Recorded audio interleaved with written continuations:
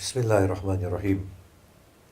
In the beginning stages of wayfaring, we stated that it is like appointing a physical destination and making preparation for the journey. In that, what we required first and foremost was to appoint a goal to which we are traveling.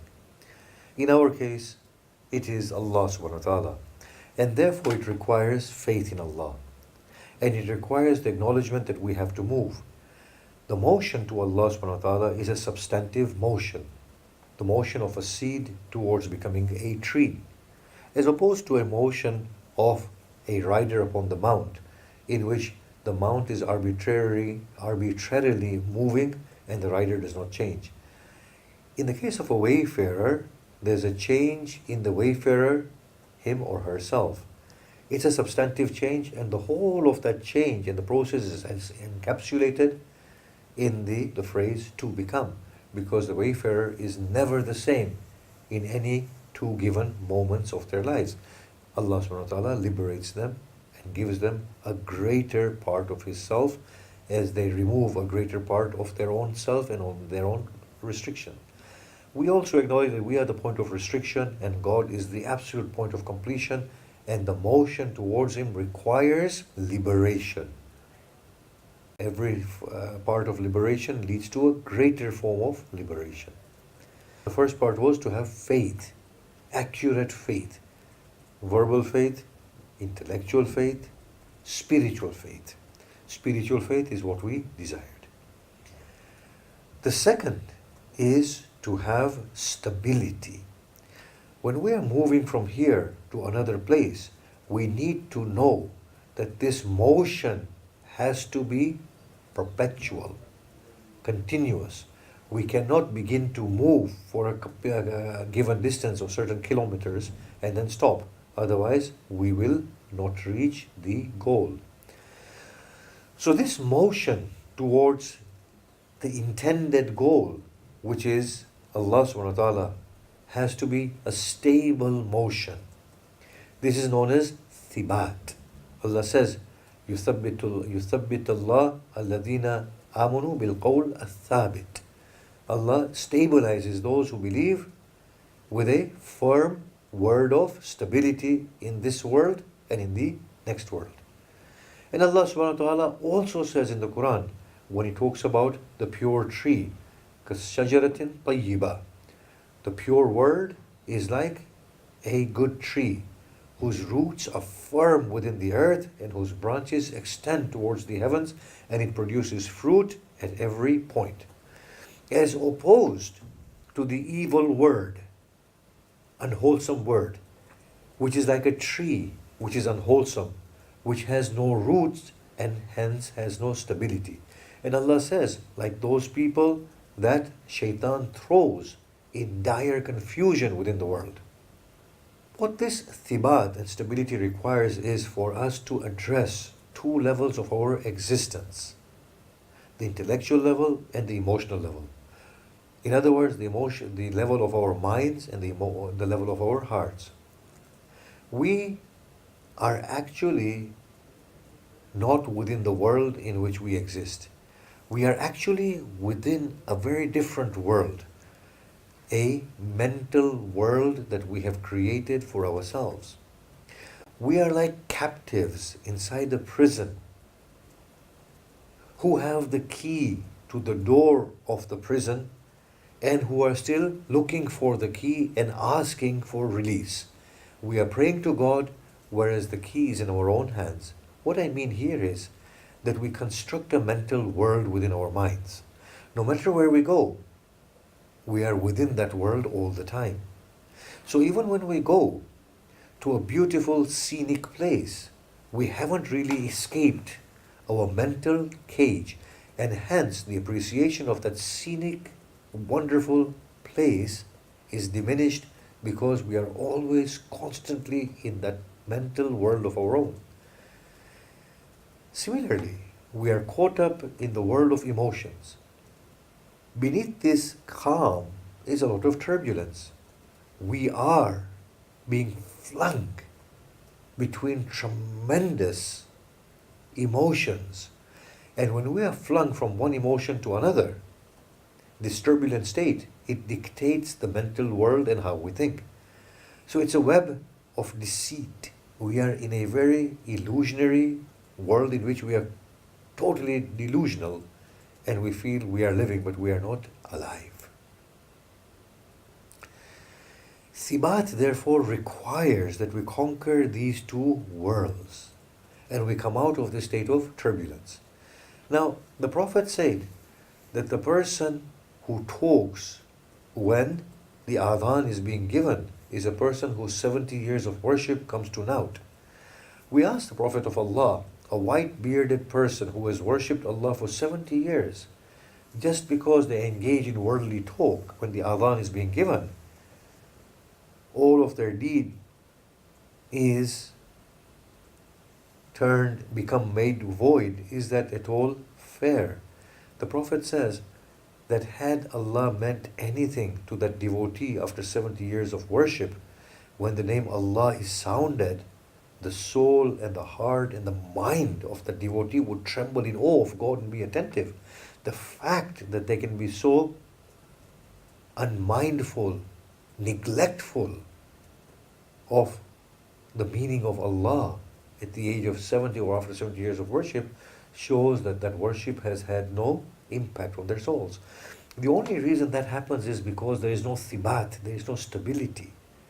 That inner state is always governing us and nothing is going into us in a proper qualitative manner. It's an accidental state, our worship. I often say this, that our worship yields not essentially but accidentally. It's like a person who takes paracetamol to numb the pain in the head, whereas paracetamol's actual potency was in reducing fever and temperature, and its side quality was to numb pain. But today, predominantly paracetamol is taken to numb pain. Similarly, worship was to be attentive to God in a stable manner. But we are not attentive to God, our minds are everywhere, and worship yields very accidentally. Now, sibat means to become very firm, very stable, very attentive, that we are moving towards God. What this requires is that we come out of this delusional world that is always throwing us into an imaginal state. Past governs the present, and future aspirations steal the sense of realness of the present. What Sibat requires is that we come into the absolute now. Cut away the imaginal world which constantly is talking in our minds. The chatter in our minds needs to come to a state of silence. The emotion in our souls need to come to a state of rest before the real me can emerge and breathe and be the stable subject that is conducting wayfaring. Allah subhanahu wa ta'ala says, these are like the people who light a candle, and as soon as everything around them becomes illuminated, Allah takes away their light and throws them in a state of confusion. They are deaf, dumb and blind. This is our state, unfortunately. We are not present inside the world. We are not even here. Even when we are talking with each other, we are in a delusional world in our heads. An emotional world is totally in a state of turbulence. Allah describes this in the verse, that their state is like the one who is caught up in the middle of the ocean amidst turbulent waves in a sort of darkness which does not allow them to see anything. It is here that they implore and cry to Allah that if you were to sail us to the shore of safety, we will not associate with you. Allah sails them to safety and they quickly forget. This is our state, that when panic strikes us, we turn to Allah and we open up for a moment. And then as soon as the panic goes, we are back into our formal, habituated, emotional state and mental cages and world. So stability actually requires us to come inside the present world, the now, where the thinking mind is now brought to a state of silence, the chatter stops, the misgivings of the past, the aspirations of the future are put to rest because these are not real and delusional. The only thing that is real is the now, the present. And the emotional state is brought under control. And the heart is allowed to move freely towards Allah subhanahu wa ta'ala. Sheikh Fadullah Hayri talks about the heart, that it's named as qalb. Qalaba means to turn. And it has to turn all the time. The only thing that prevents it from turning is attachment. And therefore, wayfaring, stability in wayfaring requires the detachment from other than God, so the heart can freely turn and evolve into God, and the motion can become stable facet of our existence. So stability means that we are constantly moving towards the goal, which is Allah, in submission and surrender to Allah, to say, oh Allah, I will not become stagnant by my preference and likes and dislikes, but I will move on. Now I will give you an example that befits all of us. When we meet people, let's say when we have met people in the past, 5-10 years ago, and they've been talking about their misgivings, and we meet them after 10 years and they're still talking about the same misgivings and the same people who have wronged them, we know that those people have become stuck somewhere in history. That stable motion is not there. They are still caught up in that turbulence, the mental chatter and the emotional upheaval. So what stability requires is that we let go. We let go of misgivings, of hurt. We begin to forgive, because by forgiving others means we free ourselves. The act of forgiving the other is to forgive ourselves.